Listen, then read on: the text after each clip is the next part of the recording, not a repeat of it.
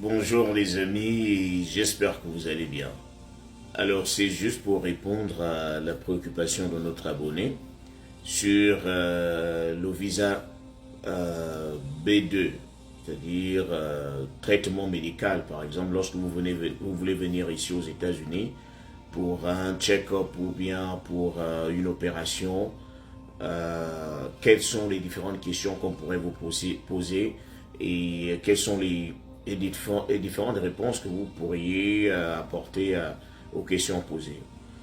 Alors, il faut déjà savoir que lorsque vous décidez de venir ici pour une question médicale, il y a des informations que vous êtes censé avoir sur le lieu où vous allez faire votre traitement médical. Si c'est un check-up, là vous allez faire un check-up.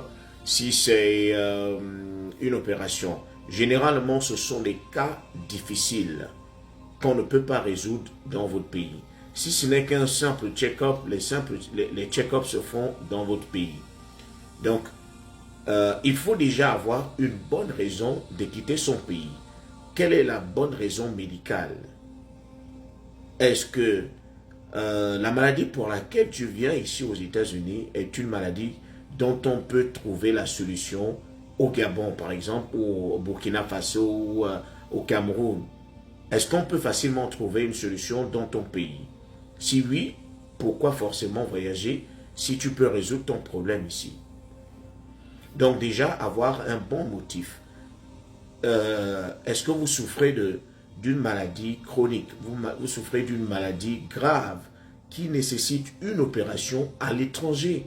Par exemple, il n'y a pas assez d'appareils dans votre pays, des appareils qui pourraient faire en sorte que qu'on vous traite ou qu'on arrive à diagnostiquer la maladie que vous avez.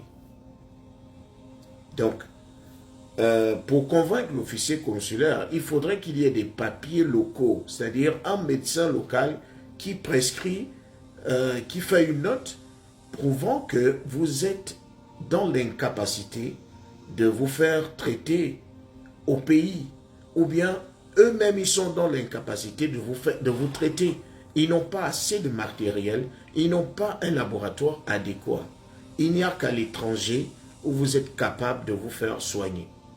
Alors, on pourrait également vous demander, mais pourquoi avoir choisi les États-Unis? La France est là, la Turquie est là, les gens se font opérer, vont en Turquie, les gens vont en Inde, mais pourquoi avoir choisi les États-Unis? Alors, vous allez certainement dire, bon, moi je me sens plus en sécurité avec la médecine américaine, par exemple. Là, vous jetez aussi un peu les fleurs.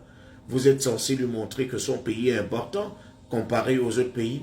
Tu dis non, bon, moi je parle un peu, je parle un peu anglais par rapport à si j'allais en Inde. Je préfère, j'ai plus confiance à la médecine américaine. Ils ont plus d'appareils et puis l'accompagnement est mieux. Maintenant, en ce qui concerne le lieu, votre opération se passera dans quel hôpital? Ou bien votre traitement médical se passera dans quel hôpital exactement? Pour combien de temps? Est-ce que ça va se faire en 2 mois? Est-ce que ça va se faire en 1 mois? Après l'opération, qu'est-ce que vous comptez faire? Vous voyez un peu le genre de questions qu'on pourrait vous poser autour de cela. Qui va s'occuper de vous? C'est-à-dire qui va s'occuper de votre traitement médical? Qui va vous opérer par exemple? Si vous y allez pour une opération, qui va s'occuper de cette opération? Quel médecin? Est-ce que vous avez le nom du médecin? On ne peut pas se déplacer, quitter un pays pour un autre, si on n'a pas un contact direct avec le médecin en chef qui va s'occuper de votre opération. Quel est le nom de l'hôpital? L'hôpital se trouve dans quelle ville? Dans quel état? C'est à quelle adresse? Et où allez-vous rester? Est-ce que vous allez directement rester à l'hôpital après ou pendant tout le traitement? Ou bien vous irez à l'hôtel? Quel est le nom de l'hôtel? Voilà les questions qu'on pourrait vous poser. Et la question phare, qui va s'occuper des finances? Déjà, on veut savoir combien coûtera l'opération. Est-ce que vous avez assez de moyens pour supporter cette opération? si vous avez les moyens, est-ce que vous avez encore plus de moyens pour survivre là-bas? Parce qu'après l'opération, vous n'allez pas directement, qu'après l'opération, vous n'allez pas directement prendre l'avion. Il faut un petit suivi, il faut peut-être une petite convalescence d'un mois ou 2 mois. Après ça, peut-être comment vous allez vivre? Est-ce que vous avez assez d'argent?